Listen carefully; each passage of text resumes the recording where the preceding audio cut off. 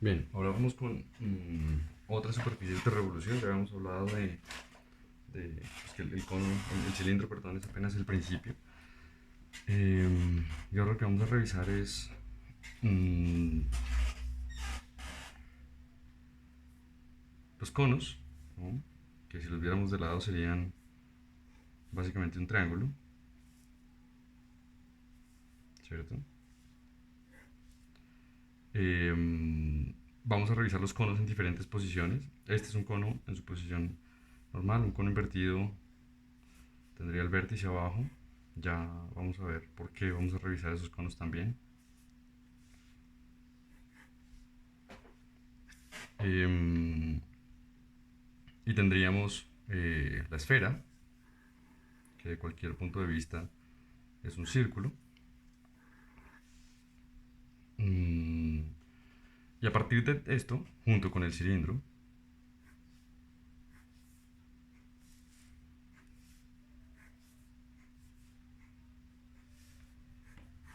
estaremos haciendo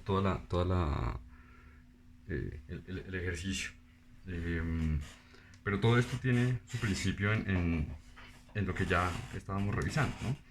Entonces, para ir al cono, empecemos por el cono, eh, podemos arrancar perfectamente desde esa vista lateral en donde tenemos el eje de la base, el eje central, que es alrededor del cual gira la superficie, y las aristas, ¿verdad?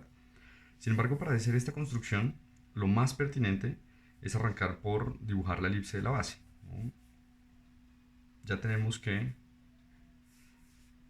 la elipse de la base tiene su eje mayor, tiene su eje menor, y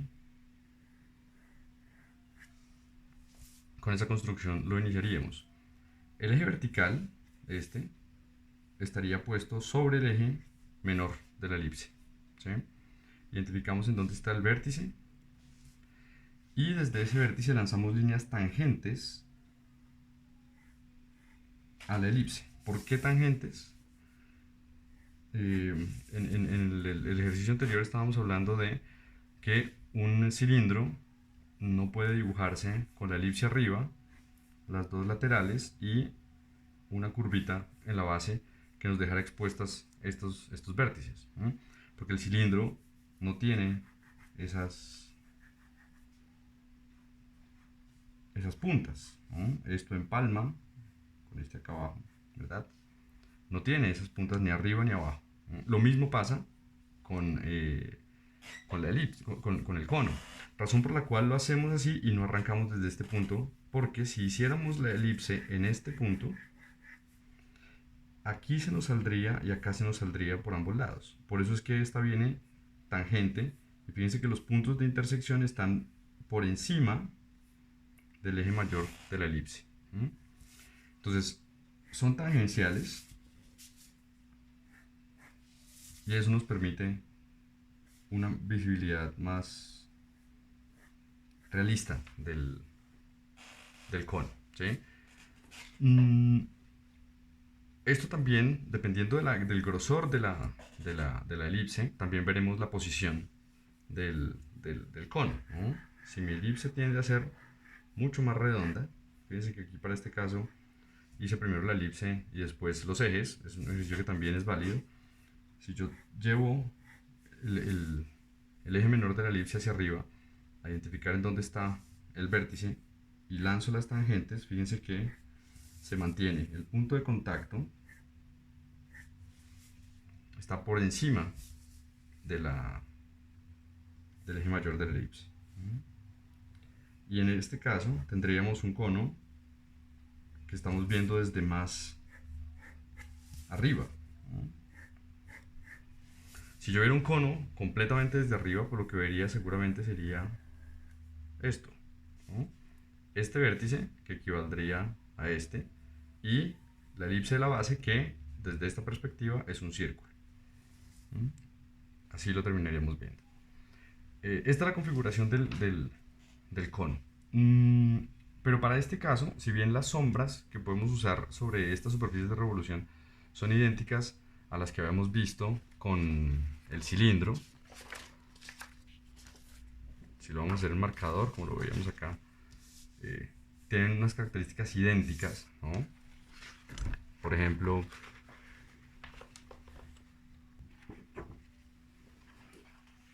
pero no para este caso, ¿no? Esta sería la zona de sombra, ¿no? De penumbra, esta sería la zona de luz.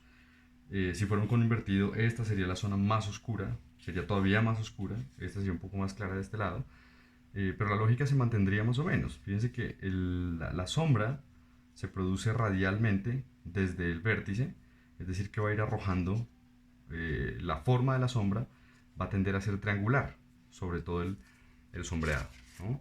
Es decir, si tuviéramos que sombrear este cono, tendríamos una zona de sombreado que tiende a ser triangular hacia el foco, hacia el vértice, perdón.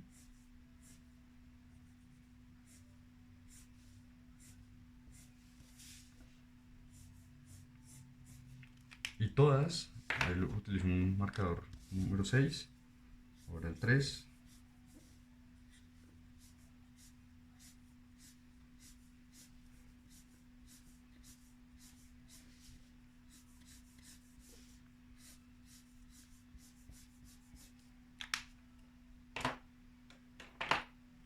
Por último un poco de humo. Pero fíjense que tanto la zona más oscura como la zona más clara va a tender a ser triangular, ¿no? Y una vez esté definido, pues entonces, una vez hayamos terminado, ahí sí definimos contorno, que vuelve a ser la curva de la base y las aristas, con este empalme bien marcadito. Ahora, la preocupación ahorita es, no tenemos marcadores, ¿cierto? Pero para quienes tengan marcadores dejamos esta explicación hecha, para que vayamos poco a poco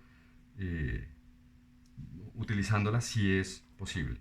Pero lo que les voy a proponer ahora es, vamos a hacer varios tipos de superficies de revolución con diferentes formas de generar un sombreado muy rápido para hacer esos garabatos que me interesa que puedan hacer mientras estemos a distancia. Tenemos entonces esta constitución del cono. Vamos a revisar cómo es la construcción. La esfera en cualquier posición siempre va a ser circular todo el tiempo. Y la esfera tiene una característica, y es que la zona de luz, si pega en este lado, por ejemplo, va a ir desplazándose no radial, no concéntricamente, sino más o menos en radios que son más o menos como paralelos, como si esto fuera un globo terráqueo, girado desde luego, que se van a ir dirigiendo sobre el eje de la luz, ¿no? Y se van a ir ampliando.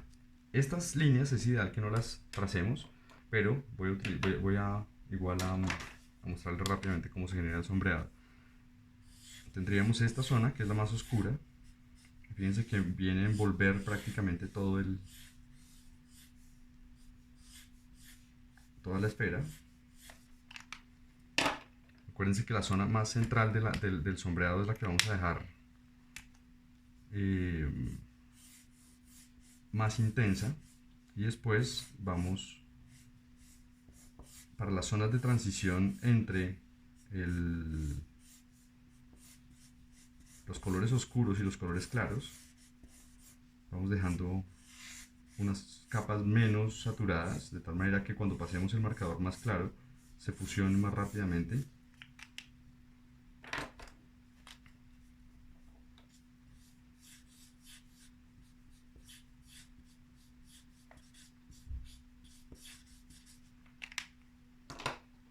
Bien. Esto más o menos será la constitución de una esfera.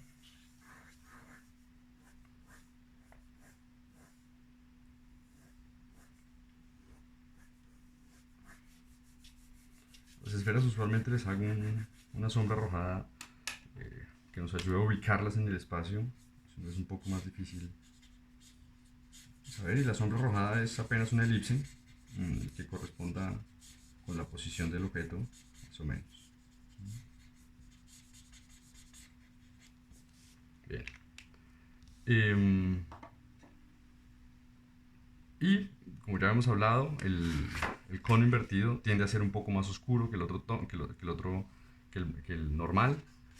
Em, pero esta demostración es para que, en la medida de lo posible, si ustedes quieren, lo utilicen. Pero lo que me interesa ahora es proponerles un tipo de sombreado que va a ser muy rápido, y vamos a empezar a utilizar en diferentes tipos de construcciones, para empezar a generar composiciones entre el cono, ya sea invertido o sea vertical, los cilindros, las esferas, y otro tipo de superficies de revolución como los toroides, que son como las donas, que, podemos, que son la base de cualquier composición geométrica de este tipo. Entonces, mmm, si quieren practicar cómo aplicar marcador, si tienen los marcadores, bien pueden. Ya les envío ahorita también esta lámina para que la tengan más clara de cómo funciona el sombreado en cada uno de estos casos. Y en el siguiente video vamos a entrar directamente a cada uno de, los, de las composiciones con un tipo de sombreado que es muy rápido para hacer garabatos, y que me interesa que podamos dominar, ahorita que están sin marcadores y demás.